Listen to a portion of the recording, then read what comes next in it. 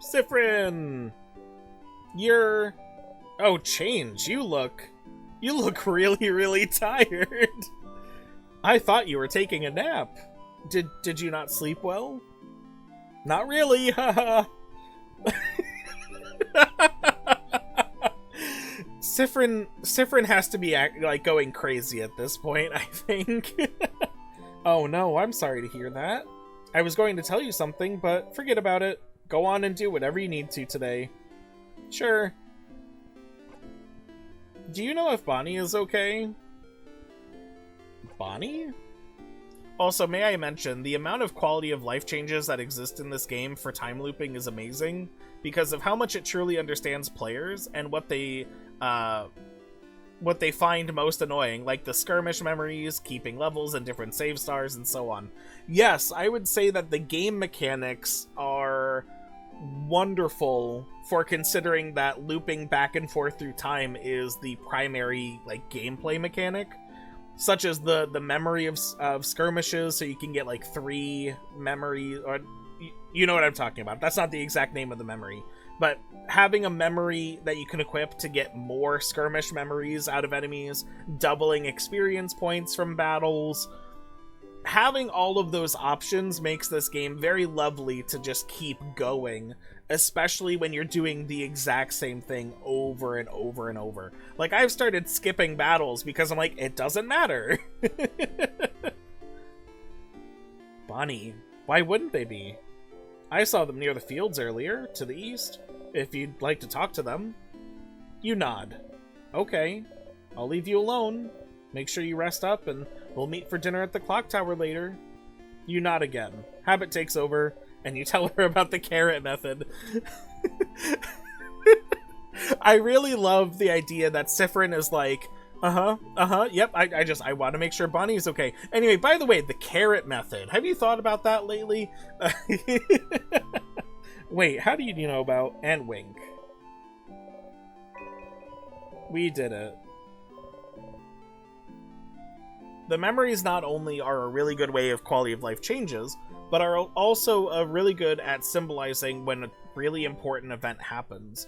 So you call it quality of life changes. Does that mean that when the game first came out, they didn't have those memories that allowed for, like, tripling the number of skirmishes, memories of skirmish that you get, or, like, the double experience point memory?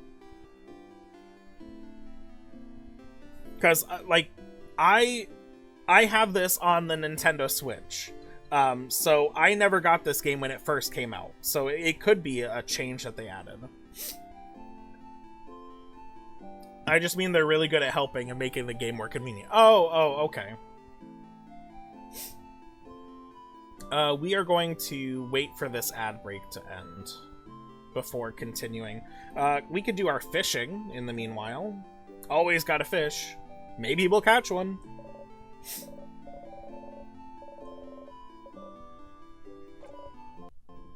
I'd like to think that, especially with everything that happened, sitting down and trying to catch a fish would be a nice break for Sifrin. Fishing time.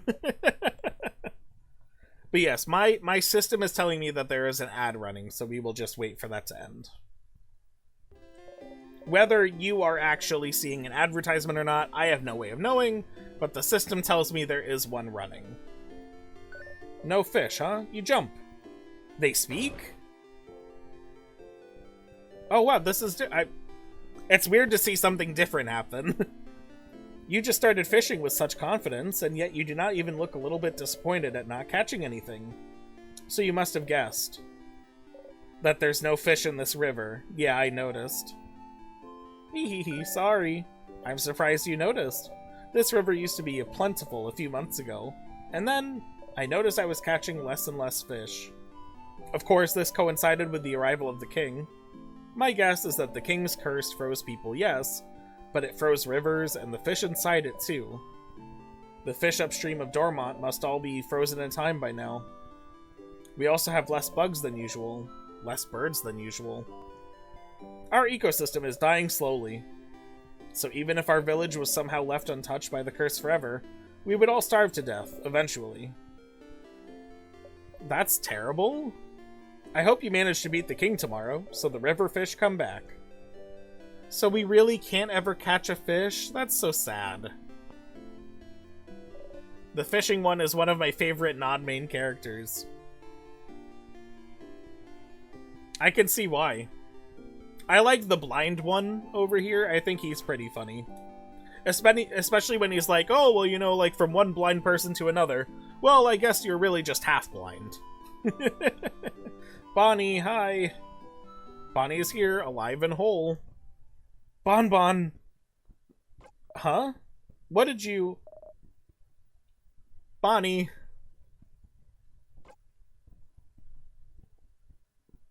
How are you? I'm... okay. Good.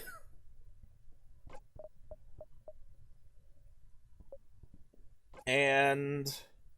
how are you? You look bummed out. What's wrong? Nothing is wrong at all.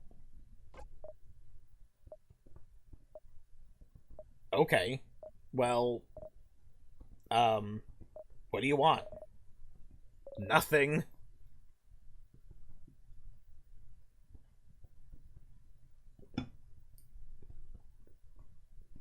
You have to go and see Loop. I mean, honestly, what is Loop gonna say? Is Loop gonna be like, whoa, that was crazy, I can't believe that happened. Anyway, what do you want to do now?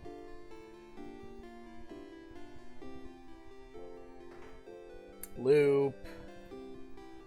Sit. Whoa, what's wrong? I need to do the favor tree thing. Oh, do you need me to leave? Sure. Well, let's talk later, okay?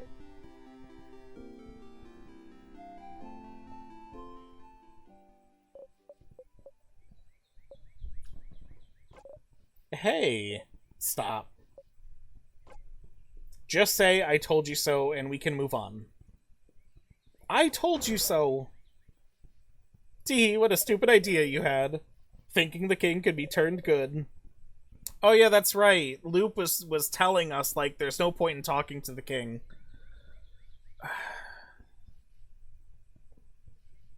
He's the king.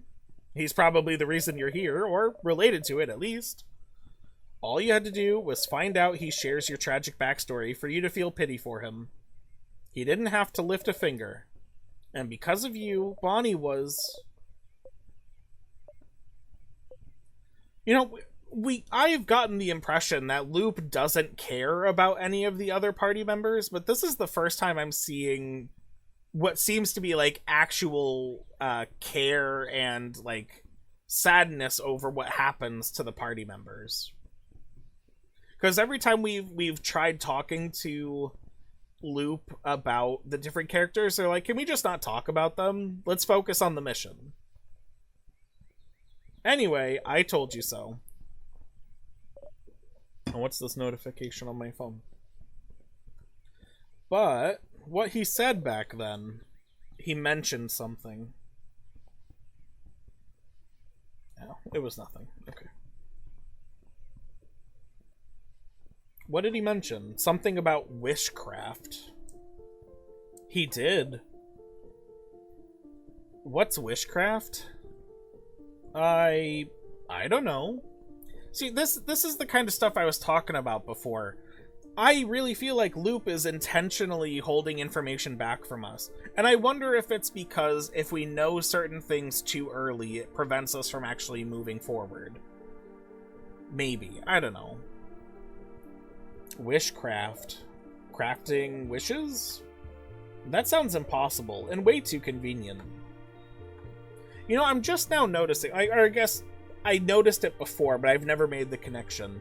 But Loop has the same star symbol on their chest that the king does.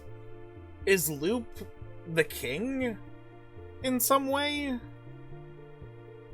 Somehow? Again, just a theory. I'm gonna throw theories out left and right this whole gameplay. Way too convenient, but he seemed to imply you were using it. That's what it felt like to me. I've never heard of wishcraft before. Sifrin literally points it out as one of the first things in the game. It's been like 24 hours of gameplay between the very start of the game and now. And for me, it's been like over a month since I've seen the first cutscenes of the game. I don't remember. That's literally one of the first things Sifrin asked Loop. I play this game for roughly like 6 hours every week. And when I started playing it, I was playing it for like 2 hours a week. And then there was like a couple weeks back, I took a week break from streaming. It's been a long time since I saw the very beginning of this game. I've never heard of witchcraft before. Me neither. I wouldn't even know where to find information about it. But that is new information. So, as stupid as the whole making friends with the king was, you did find something new. Was it worth it? Every time you close your eyes, you still see a hand tightening. The king sure likes stars. Do you work with the king? Do you also want the world frozen? Are all questions Sifrin asked. Well, Man of Socks, thank you so much for reminding me about that.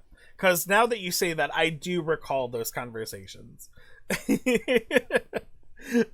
But just now, when I was like, hey, they have the same star symbol, I had totally forgotten. I'm on a different time loop right now. I'm also wondering, the way you looped last time, wasn't it... Whatever, it's not like your kid will remember whatever just happened anyway. I am the Man of Socks, I'm happy to help. I am the one who holds the socks. Well, now I gotta ask, like, what kind of socks are you holding? Are they, like, patterned? Are they just white socks? Are they dress socks? Are they argyle? Are they wool? Are they socks with individual holes for all of the toes?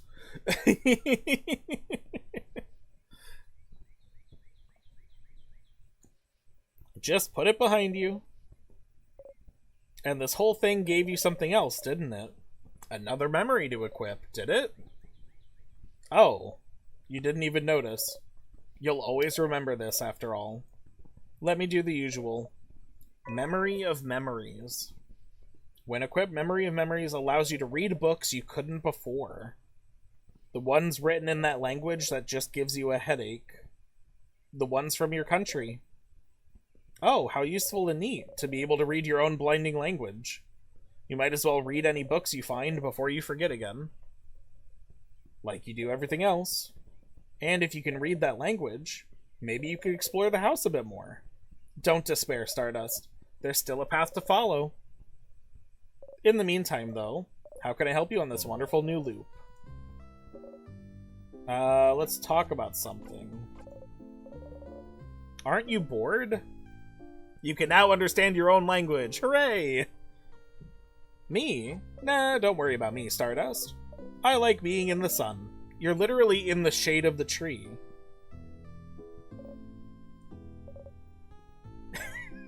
And that's it. Okay. Nothing. See you later, Stardust.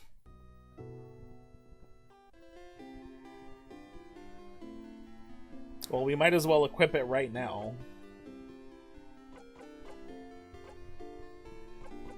A star likes being in a star's presence. Awesome, wow, that makes sense.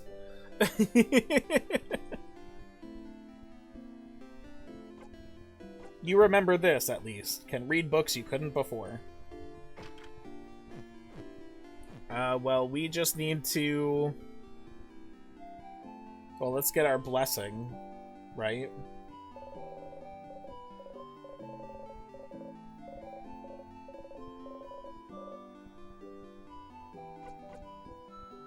Let's go with strength this time. That way, for any monsters we do fight, I want to be able to get through them faster.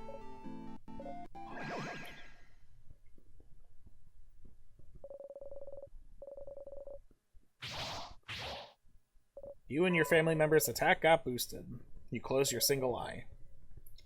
Well, we might as well save now, in case anything happens. Like, I lose power or something. I don't know. Although I'm playing on the Switch, I could just pick the Switch up and still play it. So, never mind on that. We need to just go straight to the next, thing. Because we got to go through the entire house again. And read all of the books we couldn't read before. Right?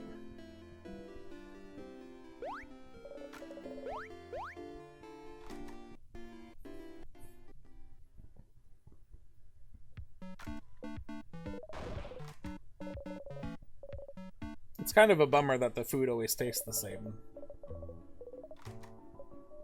Until the end.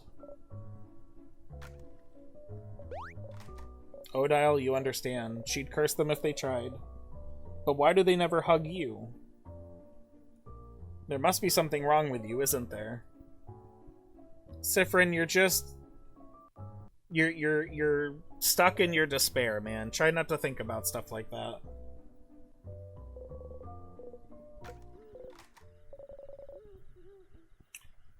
Oh. Don't turn around and keep sleeping. Maybe, if he thinks we're asleep, he'll say the thing he wants to say.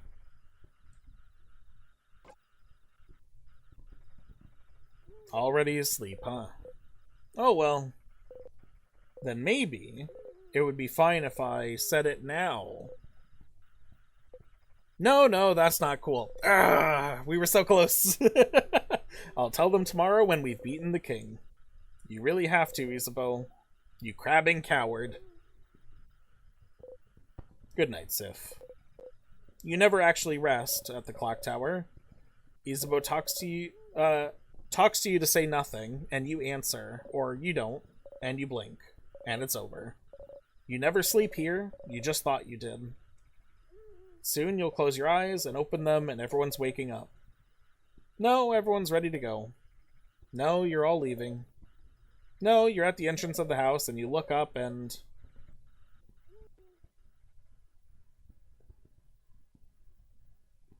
That's rough. Siffrin just kind of laying there, unable to sleep the whole time. That's really rough.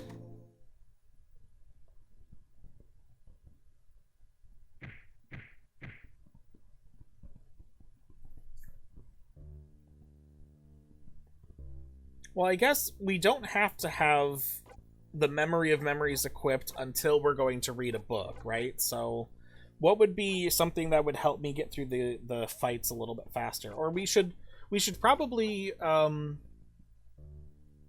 try to build up some skirmishes, because I'm probably going to need to warp around, right? Memory of Defeat. Yes, there we go. Rocky got his pumpkin all over my pants. Oh no, Rocky. I find it very funny how it clarifies when Siffrin winks despite having only one eye, because of the fact that Siffrin is so expressive that they can make it clear when they're winking despite just regularly blinking. Well, yeah, like, I think if someone is over-exaggeratingly winking, there's, like, an expression to it instead of just blinking with one eye, right? There's blinking with one eye and there's winking. They are exactly two different things. And there has to be a little bit of emphasis for a wink, right?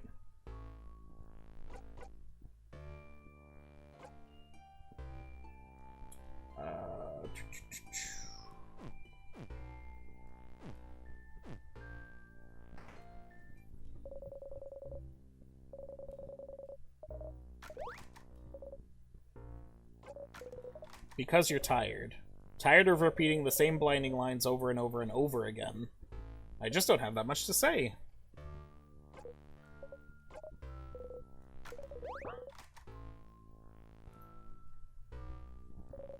Many books written in many different languages, Valgardian, Patarian, Mudu. One of them is written in a language you cannot read. There we go. I think Scurvy Dave wouldn't be that scurvy. If there was someone who was called Scurvy Dave, would you find Scurvy Dave untrustworthy? I don't think a medical condition such as scurvy would make me feel inherently less trustworthy of someone.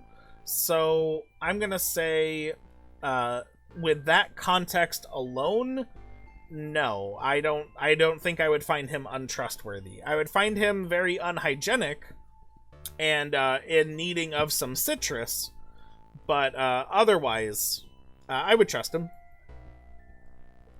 Until something happened that made me think that he wasn't very trustworthy. Personal responsibility aside.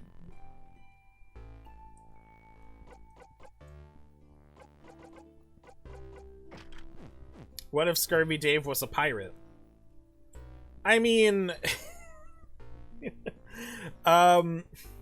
also, Scurvy Dave is his name, not necessarily something he has.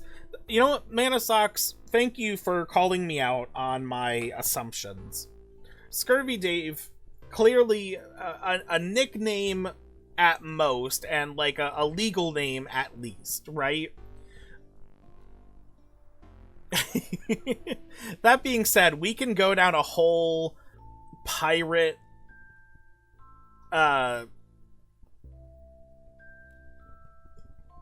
black hole if you want. I've got information, I've got opinions. We could really get into it if you'd like. It might detract from everything going on in the game, but we definitely could. But he does have scurvy. Well, having scurvy still doesn't change what I think of him in trustworthiness or not. As for being a pirate, how did he become a pirate? Was he on a ship that was captured by pirates and his options were be a pirate with us or we'll kill you? Like, I'd be more inclined to trust him depending on how he became a pirate.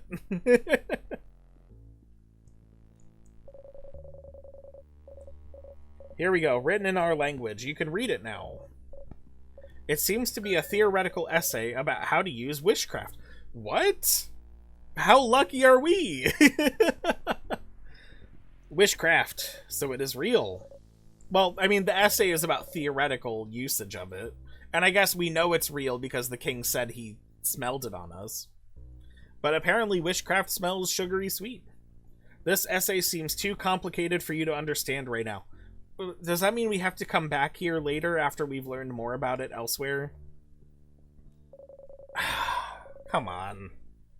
Since the king is the one who told you about witchcraft, you don't want to ask him anything, but is there some place that's related to him? Yeah, I mean, there's tons of places related to him.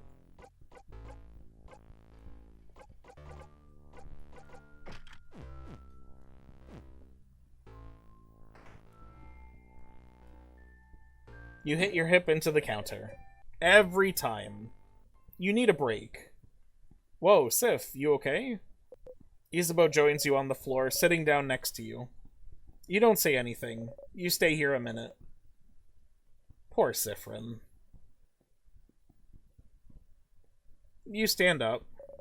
Sifrin? Let's go. You get going.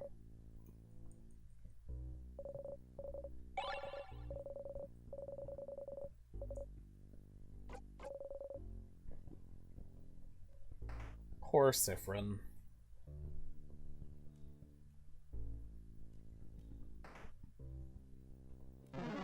I legitimately can't conceptualize, like, how I would feel being trapped in this exact same situation that, Sifrin is. It's literal despair.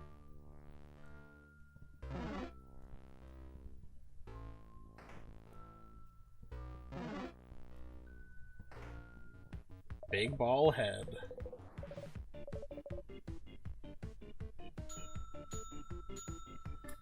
What do you think an In Stars and Time based D&D campaign would be like? Well, I guess it depends. Because you could definitely take the setting and do whatever you want with it, right? So you could have Bambouche and Valgard and like the setting alone and do your own story, and I think, you know, that would be fine. What am I looking for? But if you wanted to do a campaign that at least flowed similarly to this, where there's the time loops and everything, or at least, like, fighting the king, trying to gather information from the same dungeons over and over and over again, you would have to introduce a means of roguelite-ness to it, where there are different things that people could do as they go through, or things that they learn at later points to let them know they can do different things from the very beginning in different rooms. Like, let's say, for example, you have, like, a puzzle chamber, right? And you work through the room and you figure out the solution to it. And you go through to the next room. And let's say the next room is the exact okay, that's immune. Fine, whatever.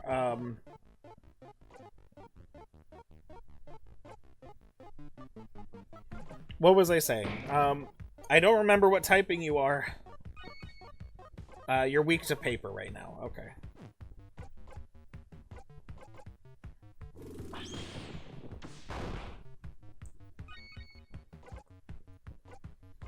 So let's say, I think this is the example I was going with, right? Let's say there's a puzzle chamber, and you complete the puzzle, and you go through the next room, and the next room is the exact same puzzle room. It's the same concept of if you're looping back in time, but instead it's without the loop, you're just going into the exact same puzzle.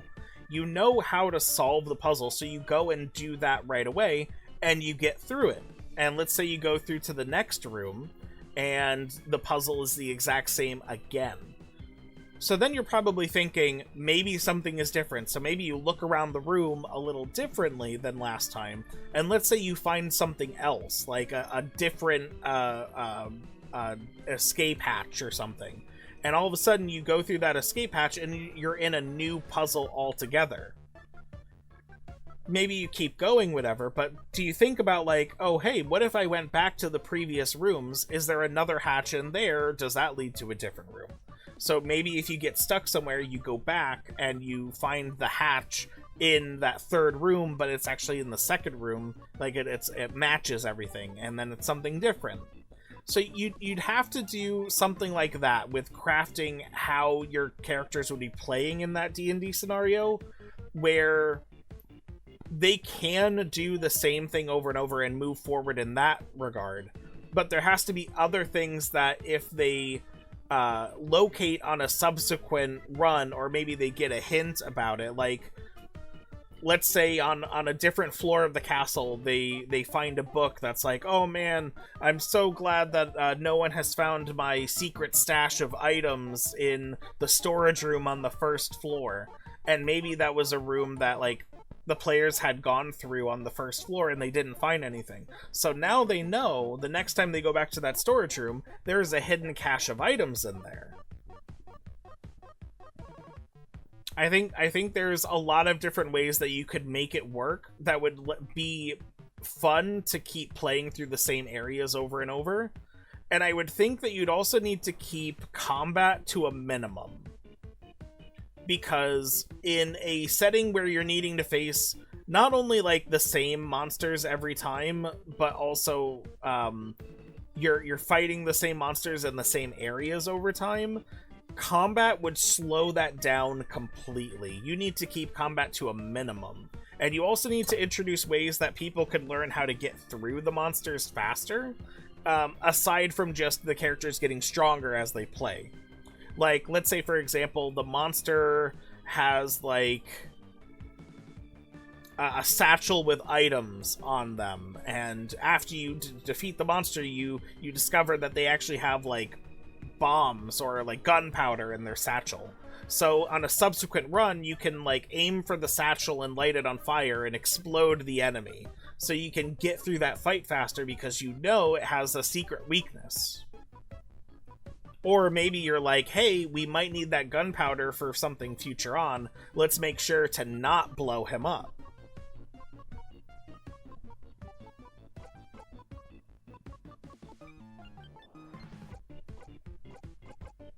See, now that I'm like thinking about it and like I'm coming up with these ideas of how it would work, I'm getting really interested in like if I did something like that.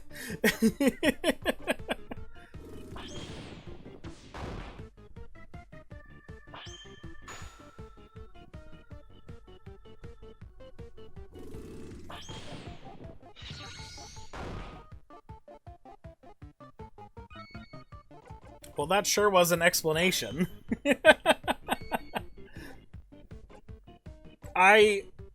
Especially when it comes to D&D, I feel like I'm pretty clever and I'm pretty creative. So I really dove into that.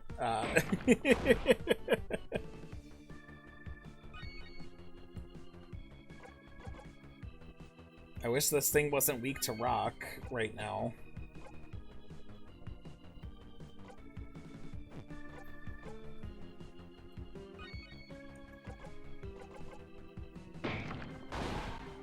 Yeah, thanks. I appreciate it very much so. What I'm probably going to do is later today, I'm probably going to pose that exact same question to the subreddit. I think the community over there would really like it. If no one has asked about it before.